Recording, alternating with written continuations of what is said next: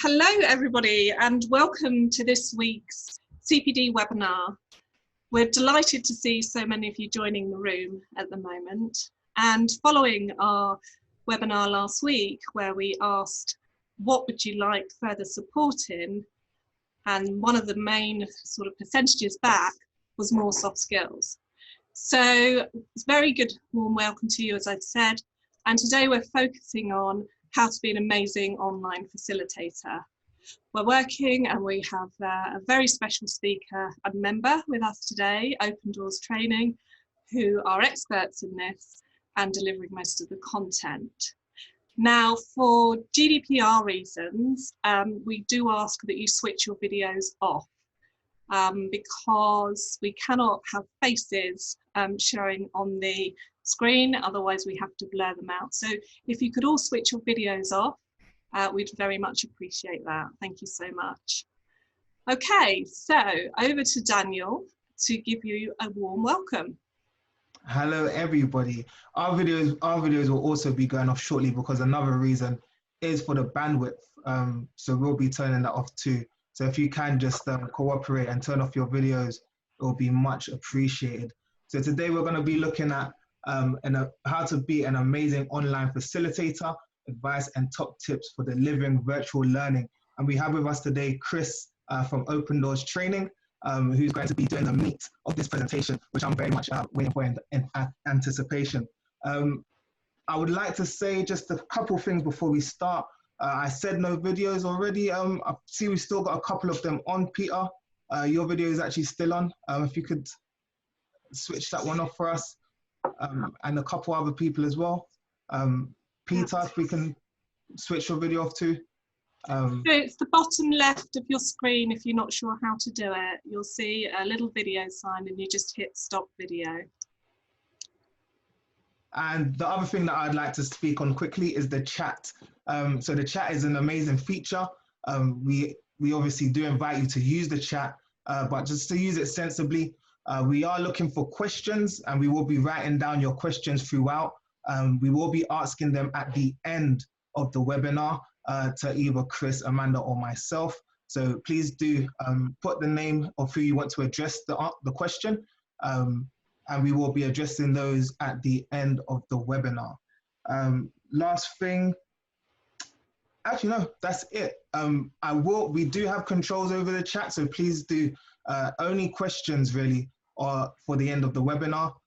No random chat, please, because we do have control over the chat. So if I see people talking too much about cats or dogs, I may mute you, unfortunately. So please, let's keep the questions focused on this topic so they don't drown out the chat. Without further ado, I'll pass it back over. Okay, thank you. Actually, apologies, sorry. One more thing. We do have a poll to run quickly. We have a poll to run. I just want to quickly ask if you are a member or a non-member. So the poll is going to be going out to you now. There's a few options. Please read them and select the correct option for yourself. So the poll's out now.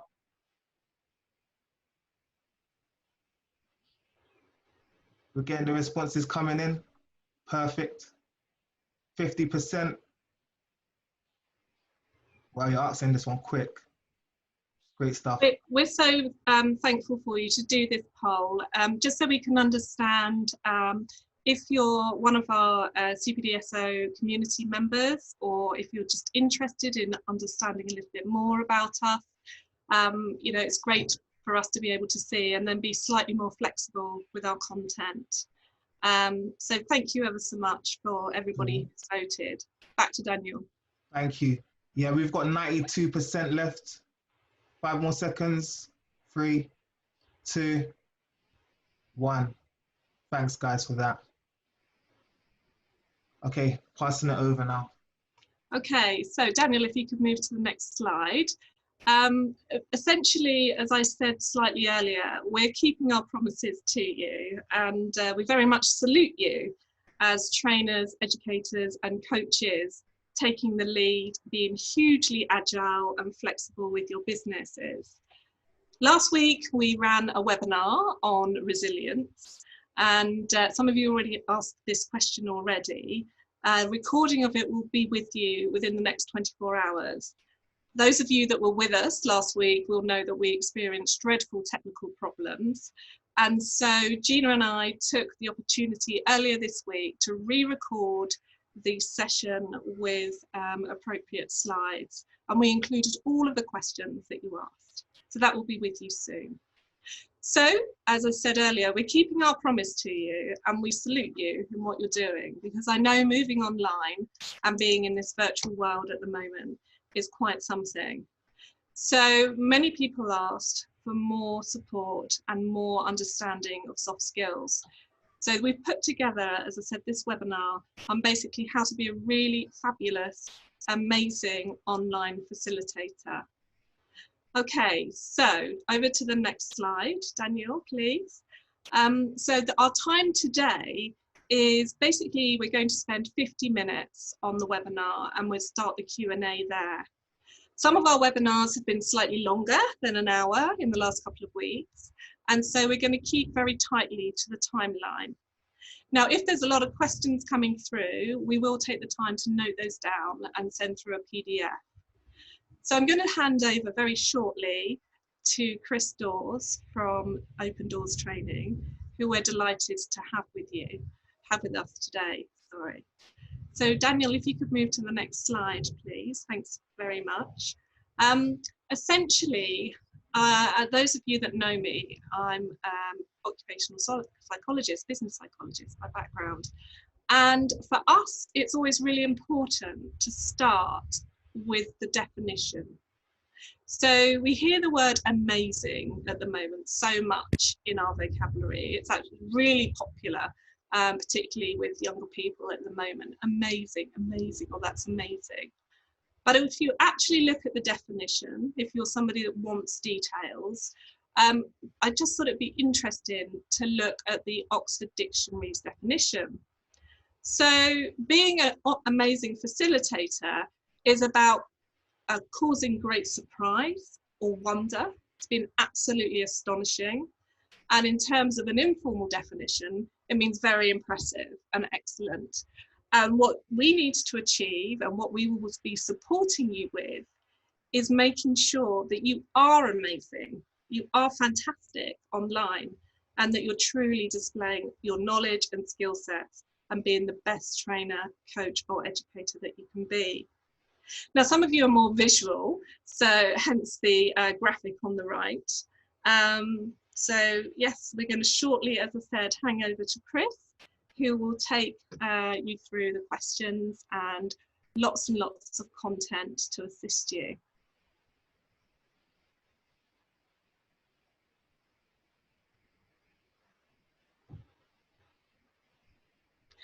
Just before I hand over, apologies, as an occupational psychologist, you need to look at the equations.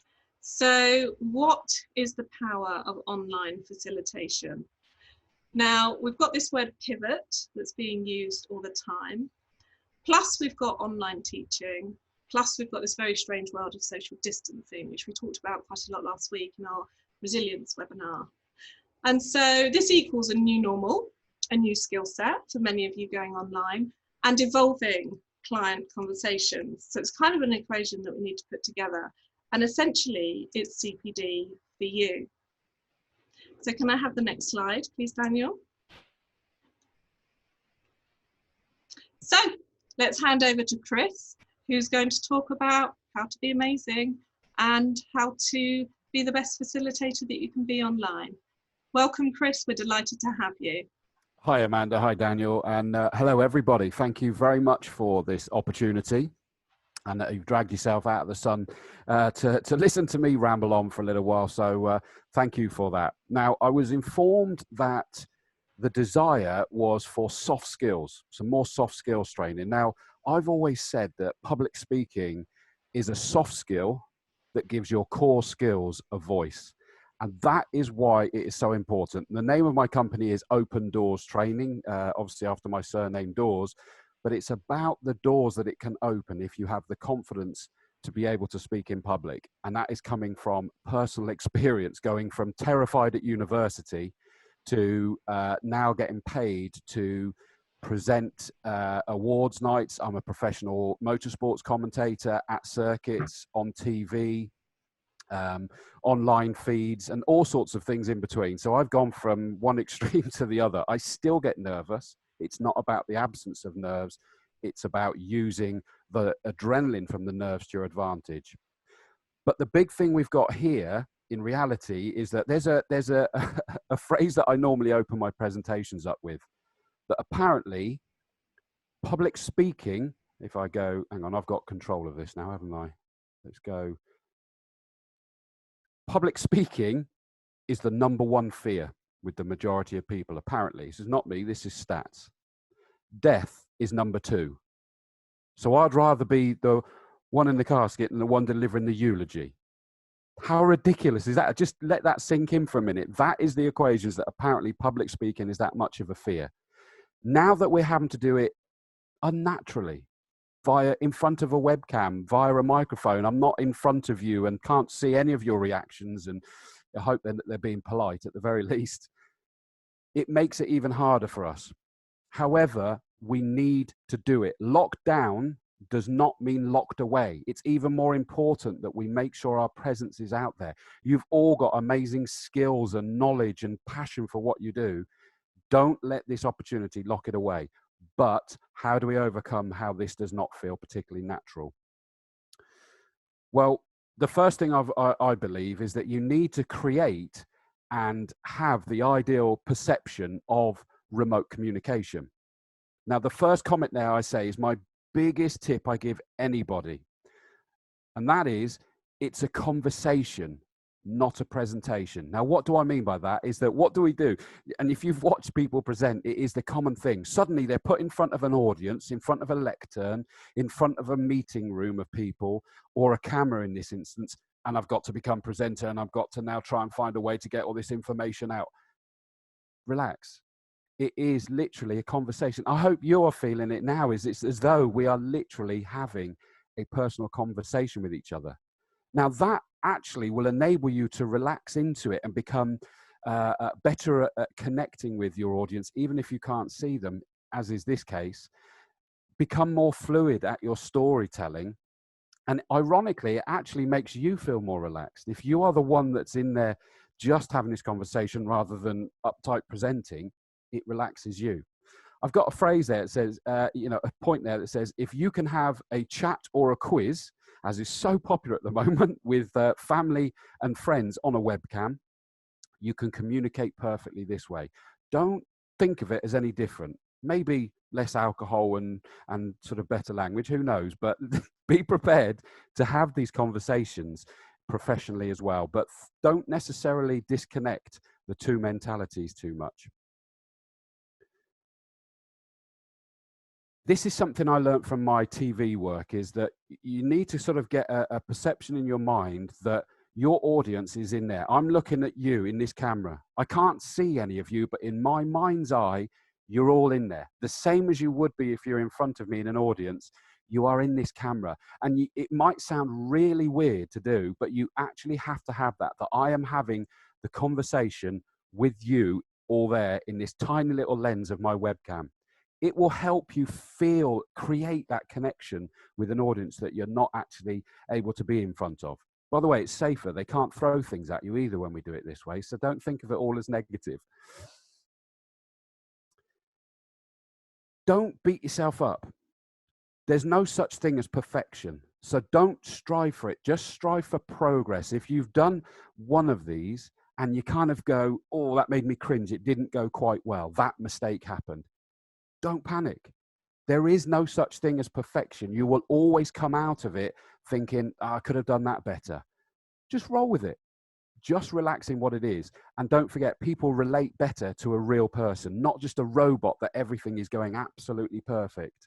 So we will be connecting with you, even if you make those little mistakes, arguably, possibly better. And remember something. You are sharing knowledge, not appearing on Britain's Got Talent. So don't put yourself under undue pressure. It is literally, we are sharing our knowledge that we believe in, that we've learned over years or maybe decades. And so don't think about it being this perfect, polished performance on stage in front of Simon Cowell. Other TV programs are available. So relax into it. And the biggest one as well, we were talking about being amazing, being the best, being fantastic. Do you know what? The biggest thing that I would really wrap that up in is don't try to be the best somebody else that you've seen doing one of these. Be the best you. And the biggest problem that we as humans do is when we're nervous, when we're under pressure, and we then stand up and present, we only give 80% of ourselves if we're lucky, because we kind of go into our shell. If you analyze you talking either remotely or in person compared to you in the pub with friends and family, for a majority of people, there's a big difference with how confidently and fluently you will communicate. Whereas just try to be the best you on stage. In fact, my biggest advice once you get used to that is don't wear a mask, don't be somebody else, be yourself, just 10% extra, as in you're still being you. I'm still being me now. I'm just exaggerating myself by 10%. I can assure you my wife would kill me if I was like this all the time while sat next to her in the couch, on the couch even. So be yourself plus 10% is one of my key pieces of advice. Now, if we get a bit more specific, we've got two distinct areas, verbal communication and physical communication. And it still applies, in my opinion, very strongly in these situations. Even, ironically, if you're not on camera, it still applies. There will be physical things that will have an impact on what you are doing. First one, in terms of verbal communication, and I would say probably the most important one for me, is speed. Slow down everything that you are saying. Nerves makes us go quicker and we ramble, which doesn't necessarily come across well, but the biggest problem is we forget what we're going to say next. We forget what we've already said, and we start losing our train of thought a little bit. My advice is try to make sure that your brain is always ahead of your mouth. So slow this down so that you're thinking like a snooker player, 2 or 3 shots further down the line. It will enable you to stay in control of what you're saying. It will dramatically reduce, if not eliminate, the ums and ers that will come out in them a lot. And I'm sure you agree, if you were watching or listening to a presentation and they're umming and erring in pretty much every sentence, it's very off-putting and unfairly detracting from the knowledge that person has to share with us. If you slow it down so that you're always thinking further ahead, you're less likely to need to and less likely to stumble. And as I say, you've got more chance to actually ad-lib, add something personal to it, add something relevant from that morning, or something that's funny, or interact with somebody if you are in a lot more control of what you're going to say next. Equally with the speed is be prepared to take pauses. Now, included in that, I've put breathing. Sometimes I tackle those separately, but breathing is important. And that might seem a stupid thing to say, but the problem is that we invariably forget to breathe. And I've got to keep talking, and I've got to get into the end of the sentence, and I'm running rapidly out of breath, and I can't get to the end. And it doesn't work very well. And I start panicking, I start rushing, I start fumbling. Take those pauses. Keep your breathing going. Pauses are okay. I've had people in training sessions with me that have even turned and said, yeah, but don't I need to keep making noise? If I go quiet, they think I'm finished. No, not really. You're giving those people time to digest what you've actually said. You might be dramatically emphasizing a point. You might be thinking, and everybody is okay with other people thinking. And it will not seem quite as long to other people listening as it does to us, the ones that are pausing. When we pause, it feels like it's going on forever. I love our training is that we video record at the beginning, we then go through the training and we video record at the end. And probably the speed and pauses are the bits where people are going, I hear you, but I'm not sure I fully believe you. And then we make sure that they really go to town on this final video. And every time they'll go, that's not slow, is it? And that is not a long pause. That felt like forever for me, but it's not. correct. Silence is golden to both sides. Equally, by the way, if you are habitually umming, because we talked about speed naturally reducing the amount of ums and ers that will come into your presentation, but if you habitually try silently umming. So if you know that you're going to do it, just pause, in your head, do an and then get going again. Over a period of time, you will no longer need to do that, but it really can make a difference to eliminate those ums. I had a professional football club's assistant manager at the time, manager now, come to me, and I had the pleasure of seeing him interviewed on BT Sport to start with, and he was horrific by his own admission. Ums, just relentless. He came to me and we did first session, and he was then interviewed that night on BT Sport after a game, and the whole interview, 3 ums. Bearing in mind, we were probably talking about that many per sentence before we started working on it. And then we did another session, and thereafter, none. Potentially the occasional one slip in, but actually legitimate ones that do make sense. That's not down to a magic wand for me. That is about slowing it down and changing your perception. Bearing in mind, think about what is an What is an or an er? It is, I think I've got to tell you that I'm thinking. Why? I don't need to tell you that I'm thinking. I think it's fair to assume if I've just paused for a minute, you will know that I'm thinking.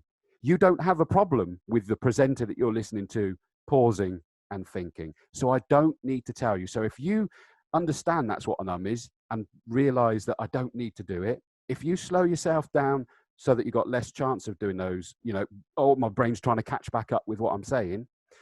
And if you take those pauses to either silent or allow yourself to think, they're going to disappear. It will make a big difference. I say there, one of my biggest tips, have a glass of water with you or a bottle of water.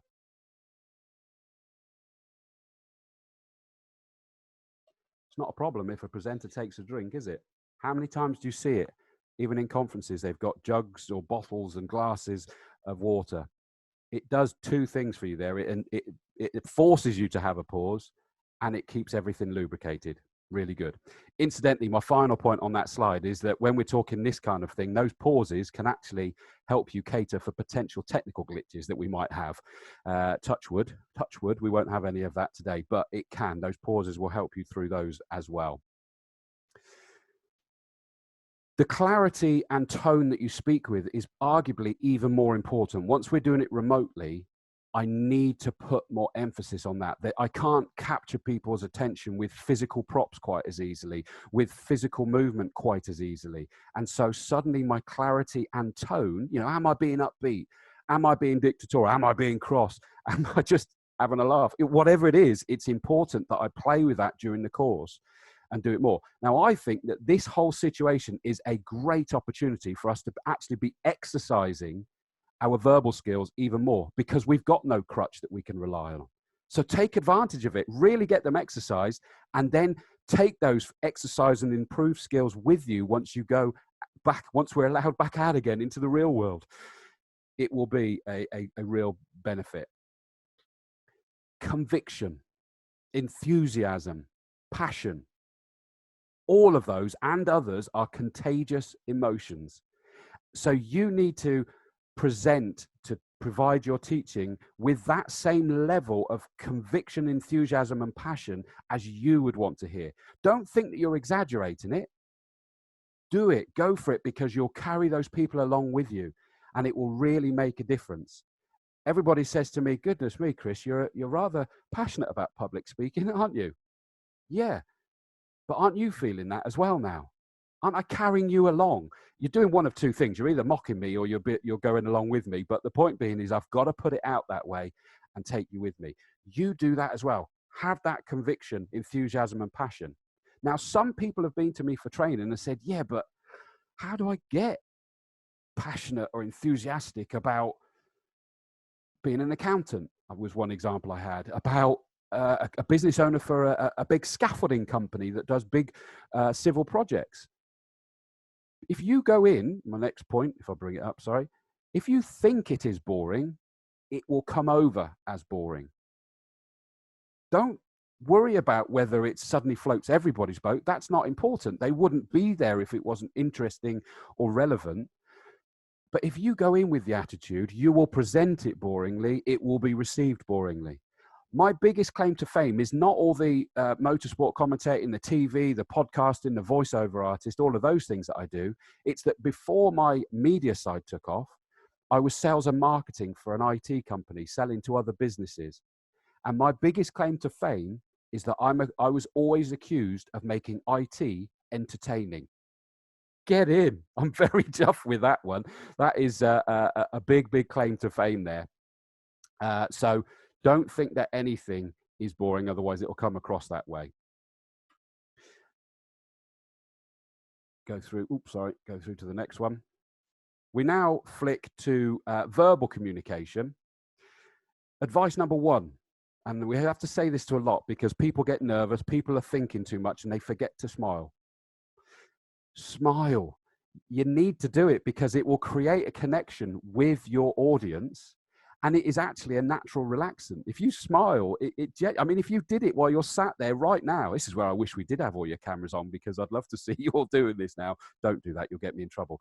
But if you suddenly smile now, it relaxes you. So if you do that more in your presentation and if you suddenly think about it and realize that you've let it slip, smile again. It genuinely works. And I have to say, I've put that, even if you're not on camera, even if this was off, and if I'm now doing it all seriously and I'm not smiling at all, can you hear it in my voice that I'm not smiling at all? But all of a sudden, I'm smiling while I'm speaking to you. You can hear my smile. So do it, even if you're not on camera. It is important, but it's even more so when we're face to face in any way. We're sat at desks doing this. Make sure you sit tall. I'm doing it here. Sit tall as well as you can, because it will give you greater energy. You know, the more you slope down, the less I can feel myself feeling less and less bothered, less and less interested. So sit tall, give yourself the energy plus the oxygen that's moving through, and it makes you look like makes me look to you like I'm more interested as well. I'd like to think I'm there, sort of taking up, having more of a presence, and definitely I'm in the room with you all.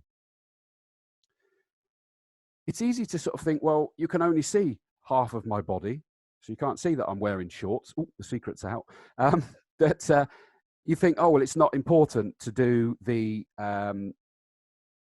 body language as much, because we had it in even the explanation is that we know when we're in a room that we're able to sort of body movement and interact with people in this way. Do it. You see that I'm moving my hands. I'm emphasizing points. I'm dramatizing everything. Now, even if the camera was off, is an insight into probably me, but I do encourage it, is that even if the camera was off, I would still be doing this. How many of you have been on the phone and it's become a rather animated phone call? And if you suddenly see yourself in the mirror and you're going like this, they can't see you, but you're doing it. It helps you become even more animated in your verbal delivery as well when you do it with your physical communication. So make sure that you do still go with your movement. Don't limit it just because you think that we're tucked away. Kind of a follow-on really is the same applies to hands and facial expression. And equally, by the way, I know facial expression works well now. Apologies, it's no prettier, but it's at least we get the expression on there. Even if not on cam, for my facial expressions, I will do it. You heard the difference between when I was smiling and not smiling. So again, try to make sure that you're able to do that.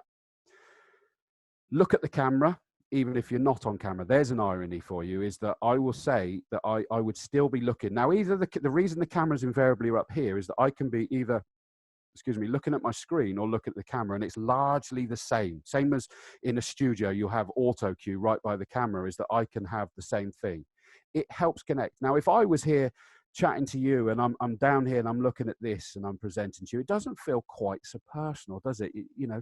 It's not worth me being here. And I'll be honest and say, even if I wasn't on camera and doing this now, it doesn't give me the same interaction. Whereas suddenly back up in the room, I'm able to deliver a lot more animated.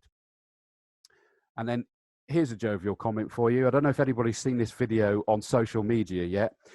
Get yourself some herbal tea bags that are on a string with the little cardboard bit at the end that tells you it's a herbal tea. Cut the tea bag off, sellotape the one end on the inside of the cup and hang the label over red wine, winner. Everybody that can see you on camera, as far as they know, you're just drinking a herbal tea. But hey, nothing like wrong with a little bit of Dutch courage. I'm joking. I am just joking. Please don't call my MP or anything like that. But I'm only messing. It was a good video, though. In terms of script and content, and I'm conscious I probably need to speed up a little bit now, is that before you plan the script, work out what it is that you're trying to achieve with this. You know, what is your objective for your audience and for yourself during, and what do you want to happen after? That will help you come up with the content. Don't just info dump. It will help you have a structure to what you're doing. And it helps you also determine the tone that you're going to go with. Now, I have mine tend to be split in, there's three main areas that we're trying to achieve in communication. Inform or educate, which all of us are trying to do that. Motivate, which a lot of us are trying to do that as well. Win over or persuade or sell. That's the three key areas that most presentations are trying to achieve. Often a mix of two or three of those together. But you need to understand, what am I trying to do? I'm not overtly trying to sell to anybody here. My own motivation here is to educate and to try and motivate you all to do more of this, to unlock your potential out there publicly in this way. So that's how I determined the content that I was putting out here for this session today. A phrase that I love is that a presentation is not a scripted drama. By that, I mean, you don't sit down and you write it line for line, and then you sit there with, like an actor would do in a scripted drama, they've got to learn their lines. Forget it. I disagree with that completely. The biggest advice I ever give to anybody is list the key points that you need or want to cover as bullet points, as few words as is possible, just to tell you where you're going to go next. Expand on that if it's specific quotes from somebody or it's figures, and then deliver it in your style. Because the next phrase, one of the key things that I say, the reason I say that is that if you practice and memorize thereafter, I mean, I've heard all sorts of things where people say, you know, practice, practice, practice, memorize it, even learn when you're going to laugh, when you're going to cry, when you go. No, definitely not. It's got to be more fluid than that, in my humble opinion.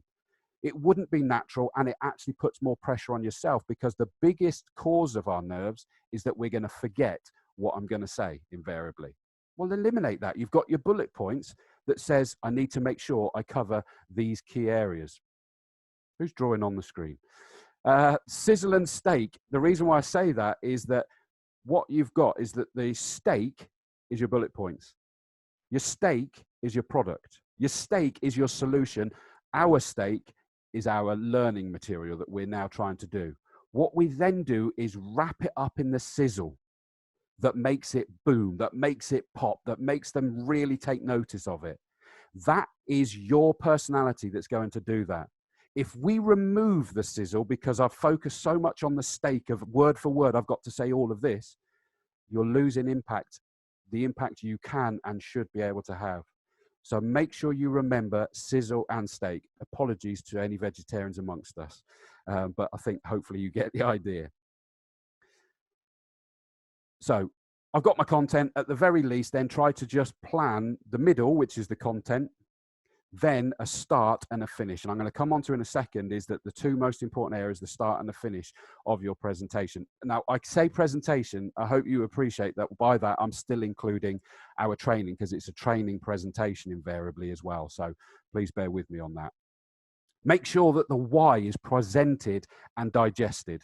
Now, I jump back to the beginning. If I just suddenly launch into information, and all of you as educators must know this, is that if we just had the room of people that potentially have been told they have to go and have this training, and they sit there and we suddenly start regurgitating the facts, they're sat there going, oh, you know, really, do I need to be here?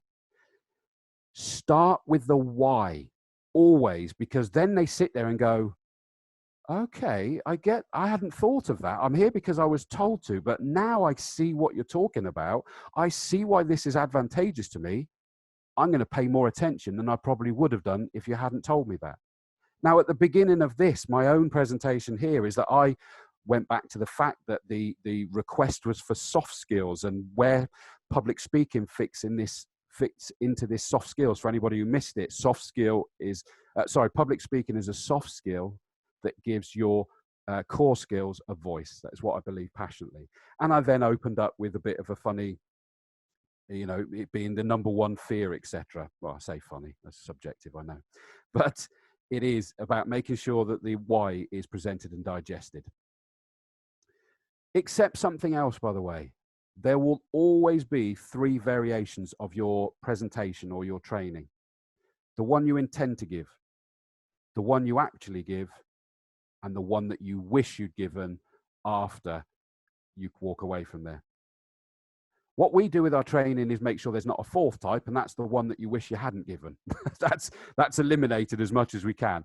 But literally, the one you intend to give, we plan for it all, but then we get in there and things happen. I interact with people. I've heard something on the way in. I add bits. I forget bits. I do it in different orders, etc.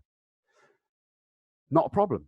What then happens is that I come out and suddenly I go, do you know what? I wish I'd made that comment, or I'd interacted in that way, etc. We're all hilarious after the moment. We come out with the best jokes after the moments, don't we? So it is important to just stop putting pressure on yourself and just accept that there is those 3 variations. That 3rd variation, the one that we wish we'd given, is what then becomes the one you intend to give the next time. It's how it evolves. It's how it improves. And I'm sure all of you, if you thought back over all of the training and presentations you've given, you can see how they've evolved time after time.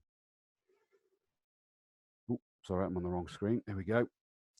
If you do need to memorize some bits and pieces in theory of what we're used to doing, of memorizing, I would tell you this: it takes less time, less effort, and less stress to actually learn how to read a script or list and then present it than it does to memorize and then forget it. Now, what I mean by that is if you hear some people reading, what I call read speaking, you can tell that they're reading as they're talking. What you need to do is learn how to read, see how far you can get, a paragraph, a line, a sentence, whatever it might be, that then you retain and you then deliver in your way. You then look back at the piece of paper, you digest the next paragraph. You now deliver that in your way. You've not memorized that whole thing, but you've learned how, an idea of what's coming. You go, oh, yep, I know what I'm talking about now. But you're not read speaking and dulling the whole thing down for you. Oh, sorry, I've just gone one too far there. Does it allow me to go back? Sorry, there it is. Big point. No one else knows your script. So if you suddenly forget something or you do it in the wrong order, don't suddenly make a song and a dance about it. Relax. They don't know that you've just done it in the wrong order. No one's at the back going, oh, should have talked about that earlier. They don't know. I've done a few, I can tell you, during the course of this already. So just relax. They don't know. They're not judging. Big phrase that I live by: less script means more of you. And I think it's so true that the more script we try to do, we lose our personality. So less script means more of you. Very quickly into some specifics. Starting and finishing, in my opinion, are the 2 most important parts of a presentation, equally therefore the training. So to start, pause. Take a deep breath, make eye contact. Even with this, just make eye contact with the camera, smile, and then go into it. The reason why I say that, we make the mistake invariably, is that we get up, whether it's in front of people or it's in front of this, when my adrenaline's now up, my heart rate's through the roof, I'm clammy, my breathing's not regulated just yet. And I now try to talk, I try to start, and we wonder why it comes out all garbled. Then, of course, we realize we've garbled and we end up struggling even more, and it becomes this vicious circle. So just take a moment, just deep breath even, smile, look at the camera or look at the people and go. The other thing with smiling, by the way, is that empathy. What happens if somebody smiles at you? You smile back, don't we? That's what we do. So get that connection, get yourself relaxed, get your breathing regulated. Now I'm ready to start this presentation, this training. Grab their attention as soon as you can. Again, you heard at the beginning, I opened with the two things about relating it to the soft skills request from you all and to the unbelievable yet humorous stat that, you know, public speaking is number one, death is number two. So grab their attention. In our training, we cover a whole host of different ways that this can be done. I haven't got time to do that now, but it does. You've got to really grab their attention as quickly as possible. As I said earlier, give the why to obtain the commitment and purpose. Sometimes accept that the start may be a secondary phase. So in other words, we might, especially when we're doing, you know, not when we're in front of people, the start is normally the start. But this online, we could go, right, is everybody in? Can everybody hear me? Can everybody see me? Can everybody turn cameras off? Can everybody mute? Right, we're good to go. Officially, it feels like I've started because I've started talking to you. Don't think of it that way. Still go for the big bang start as though you've not said a single word.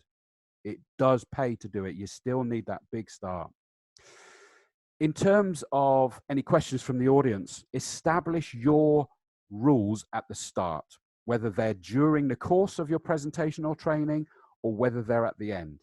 Now, interactive training can facilitate during the course of it, but presentations, personally, I'm more an advocate of the questions being at the end because otherwise you could get dragged in all sorts of directions. But set those rules and tell people, please, we're going to do questions at the end. If you think of questions, please make a note because I want to make sure that we do cover those questions for you. If you did the questions during, you can lose control of the flow. You may cover it later in your presentation, and that question might not be relevant to the majority of your audience. And if you're now spending time on that, you've lost your audience. You put all that effort with the start to get them interested. You've lost it just by answering someone else's question. So try to leave it till later. Difference between a forum and a presentation. In the styles, they're two distinct styles. If at the end, encourage them to note it down. We're nearly there, by the way. Questions from the audience continued. Listen to those questions. And the biggest one I would say is answer with empathy as well as conviction. Now, the empathy is there is that sometimes you might find yourself maybe slightly offended even to that extreme by someone's question. You might have covered it and think, well, did they not listen? Just go with empathy. Swallow it. Just go with the empathy and make sure you do it. But answer it with conviction. However, I'm sure it's going to be the next point. If you don't know the answer, don't blag it. You will get caught out. Promise to get back to them with the answer, then make sure you do, and quicker than you told them you were going to. That's the best way to do it. And me as an audience member, if someone doesn't know the answer, I'm not trying to trip them up. I just want to know the answer to that information. And so as long as they get back to me at some point, I'm happy. And in fact, I'm probably buying into a collective rather than just one individual person anyway. I jumped over one there, by the way, is that, again, talking about pauses. If someone asks you a question, don't think that you need to know the answer like that. And most people think, oh, but surely I've got to answer quickly, otherwise I'm lacking credibility. No. Do all of you know absolutely everything off the top of your head at the blink of an eye? Some of you are good at the online quizzes at the moment, so you probably do, but I can assure you I'm no good. It's okay to pause and think and then go with the answer. But as I say, don't blag it. If it's an isolated question, by the way, this is from personal experience, certainly when I was doing all of the IT presentations, etc., suggest that you talk to them afterwards, one-to-one, because otherwise you're starting to lose your audience. And acknowledge it and go, absolutely, Dave, I was half expecting you to ask me that question. I know why. We need to talk offline. Let's have a chat at the end. If anybody else, by the way, does need to know that, come and see us. But I know that that's a very specific question for you. So instead of coming up with everyone, is that okay, Dave? And invariably, if I'm Dave, I'm going to go, yeah, that's fine. That's fine. We'll have a chat afterwards. No problem at all. So be prepared to do that if it's an isolated question. In terms of finishing, don't simply finish at the end of questions. Now, I'm going to have to sort of fudge this, create this a little bit, because we're going to do questions and answers at the very end of this, because obviously it's not mine presentation here, but I'm going to make out that we've done the questions in a minute. The biggest mistake, in my opinion, that we do, and I used to do it, is that you'd finish your presentation, go, whew, thank goodness for that. It's over. Right. Anybody got any questions? Answer all the questions. Right. Any more questions? No? Fantastic. Thank you very much for your time. Have a wonderful day. I've just spent all this effort with my presentation and my training, motivating, educating, whatever it might be, getting them up to this point. Whether you like it or not, questions will start that interest and enthusiasm going down like this. If they ask a question, it'll pop up and then back down again. And that is where I end this presentation or training. I don't want to do that. I'm not going to end at questions. We finish it all up. We then come back to, by the way, leave them wanting more. Sorry, out of order there. Leave them wanting more for sure. Provide a recap and a summary of what you've covered, the key points that we have covered here. If it's appropriate, leave them with a call to action. Get them to do it. Give, if possible and if appropriate, a powerful closing statement. But the biggest line that I live by for everything, get yourself into a habit. Say last what you want remembered most. A big habit to get yourself into. Say last what you want remembered most, because that's what they're talking to each other about as they're leaving that room. That's the last big note they've made on their pad. It is such a good thing to do. Oh, sorry, I need to click. What's going on? So what I would now have done is that I'd turn around and say, right, let's go to all the questions. I answer all the questions. Okay, we've now finished the questions. Okay, so in conclusion for today's session, the key points that are going to make an instant difference to you: slow down, take pauses, and breathe. Sit tall, smile, and look at your audience, verbal, physical.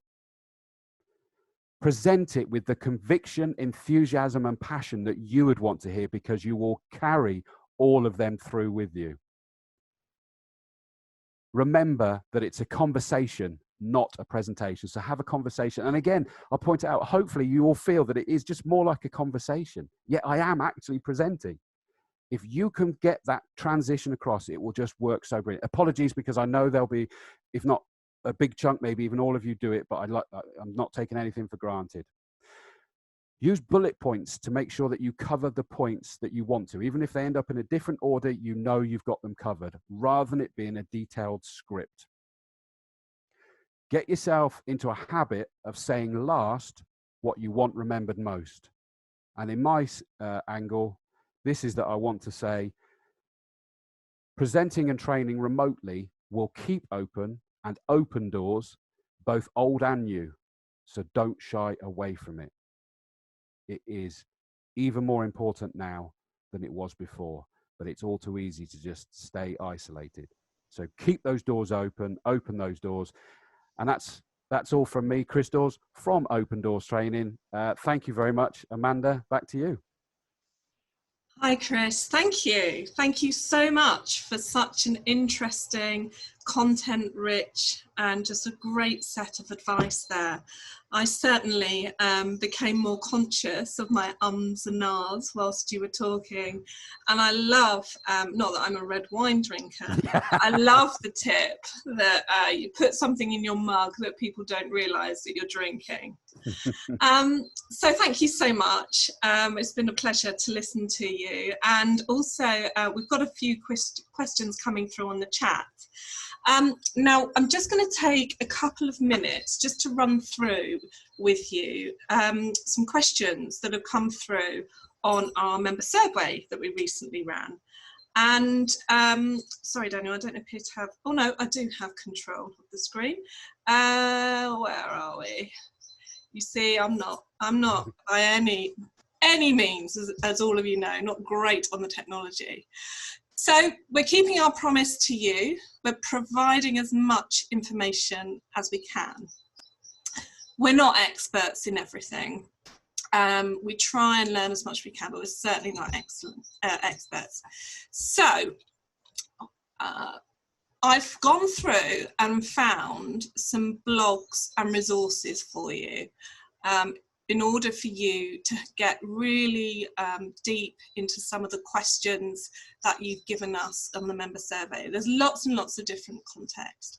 The first thing that I'd like to make you aware of, and I'll just put it in the chat now, is hang on a minute, I'll cut and paste that later, is the ELearningIndustry.com site. Now, they've got a really interesting paper on there. It is from 2014, but it's how you can transform from your face-to-face delivery to be an effective online facilitator. And certainly Chris has given us some great tips today. But for those of you that haven't come across it before, the e-learning industry site is just packed full of information, and you can even submit articles for them to promote yourself. And I think it is an American organization. And what I'm going to give you over the next couple of minutes, I promise to keep it short, are mainly American references. Because they do seem to be a little bit more ahead and adept at sort of providing resources in this industry that we're in. Okay, so next slide. So there is some very good blogs out there, and I'm certainly not teaching you to suck eggs as trainers, coaches and educators. You all know how to plan lessons and sessions, but some of you have asked on the member survey, how do I structure my online session? How do I put my agenda together?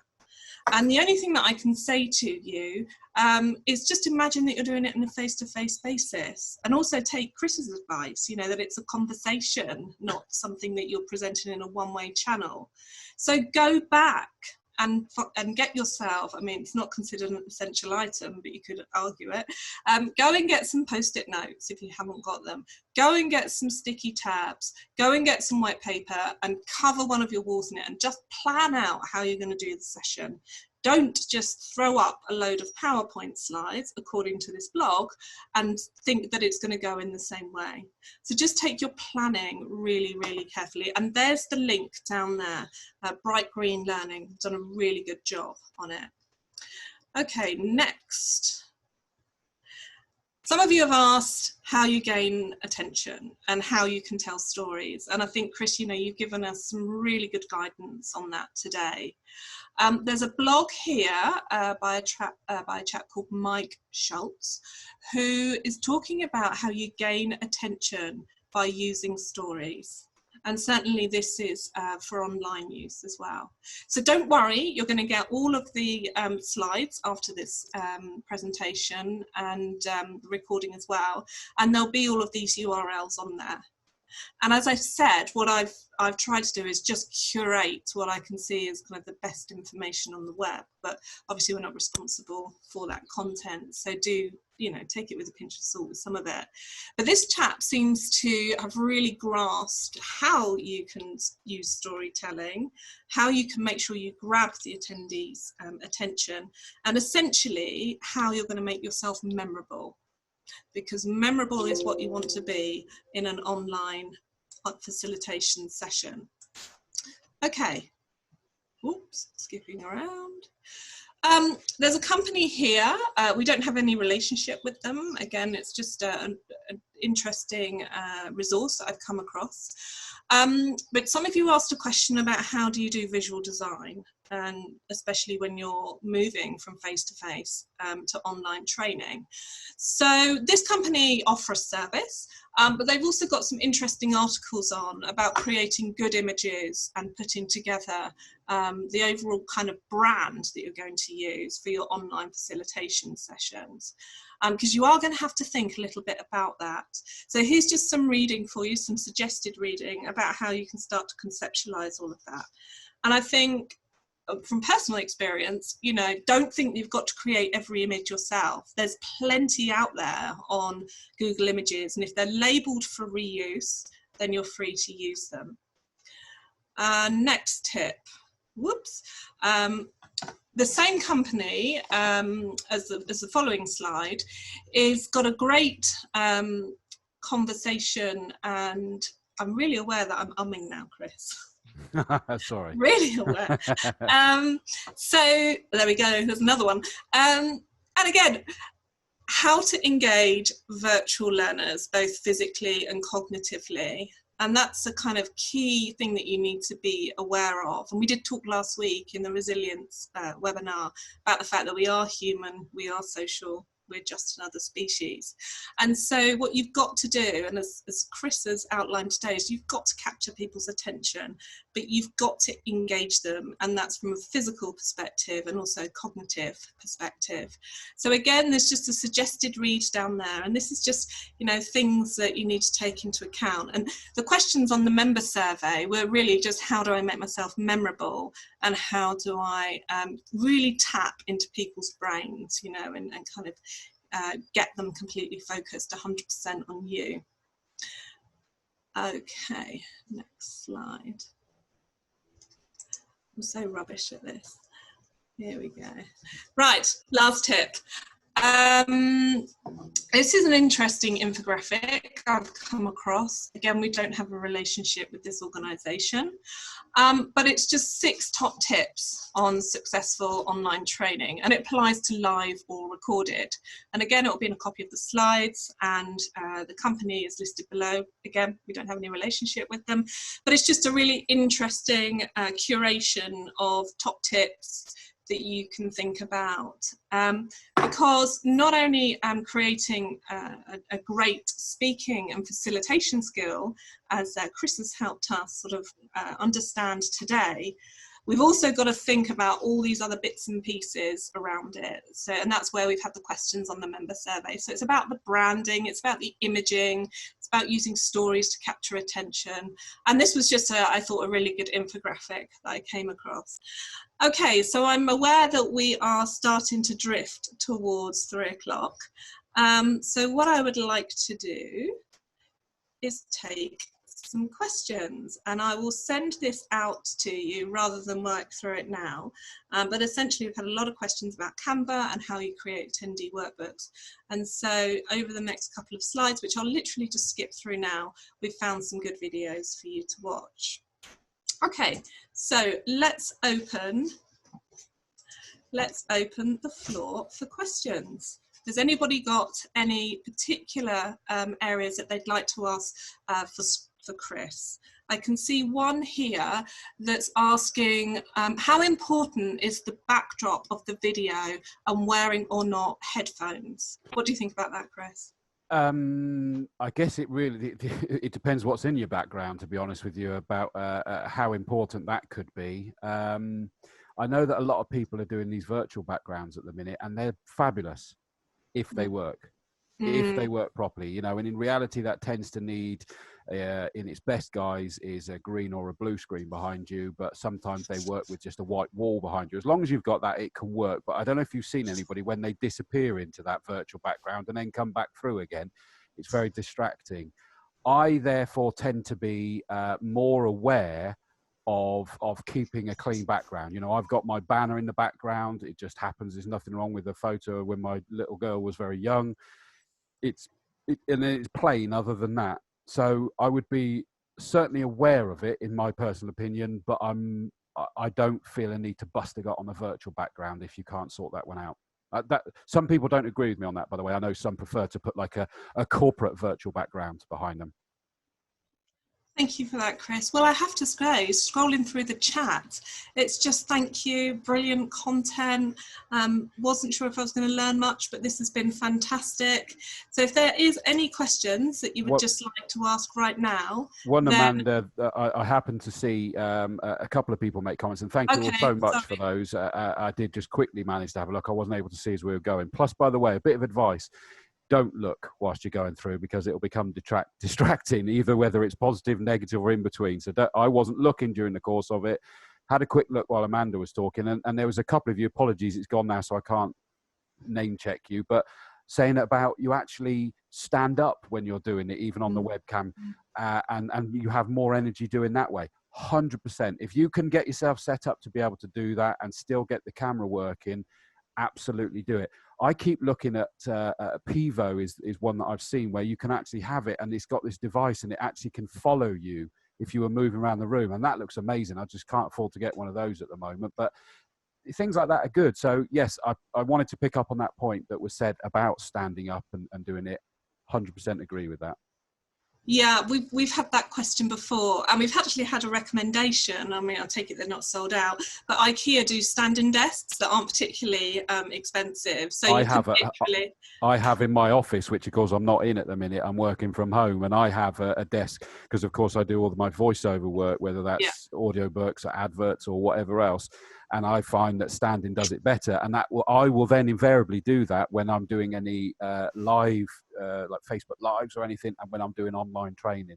So absolutely, those stand-up desks are fabulous. Okay, thank you.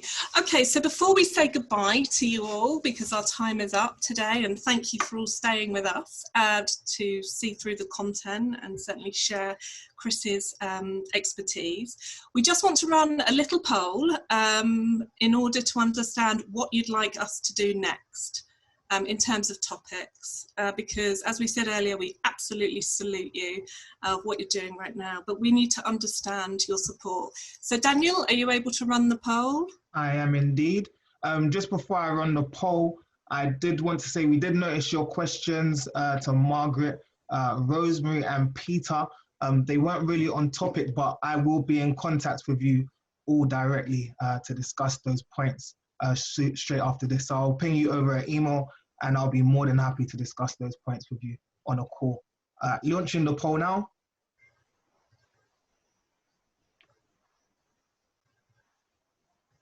Everyone should have access to the poll now. Marketing. Here we go, again, fired up now. I did just add that one, the best practice on using breakout rooms, because I saw a few people was talking about it. So I added it because I thought it would be a hot topic. Yeah, Daniel, I noticed there was quite a few, wasn't there, saying about the technical aspects of it. Exactly. Honestly, there's loads more that I could have covered in this today. You know, equipment, software, the room, acoustics, lighting, checking your connections, interactive sessions when remotely. So many other areas that could be covered, but it sounds like there's a round 2 on our hands then, Chris. yeah, you never know. You never know. Brilliant. Okay, well, the poll looks... Have we got everybody? Well, the poll is coming out that you would like some use on creating breakout rooms. So as Daniel just said, maybe there's a part 2 with Chris, or maybe we'll put together some suggested documents that will support the Zoom webinar. We can certainly help successful marketing requirements. We can easily do that, and so perhaps we'll focus on that next week. So all it's left for me to say is, first of all, thank you to Chris for your wonderful session and all the great points that you raised. Thank you, all of you, for staying with us for an hour and listening to what we've got to do. As I said, we absolutely salute you in the challenges that you've got at the moment. So if you'd like to find out more about Chris's services, or potentially how we can support you, just search for Chris Dawes at Open Dawes Training and look for him on social media. I'll just quickly say Open Dawes Training, Open DAWES training.co.uk is the best way to do it. Thank you. Okay, so thank you everybody.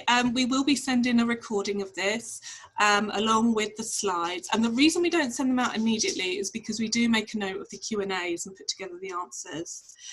As I said earlier, the very first webinar that we ran last week on resilience, we have re-recorded this week, and you'll get it in the next 24 hours. So that'll be some good bank holiday recap for you. So many thanks again, and we'll look forward to being in touch soon.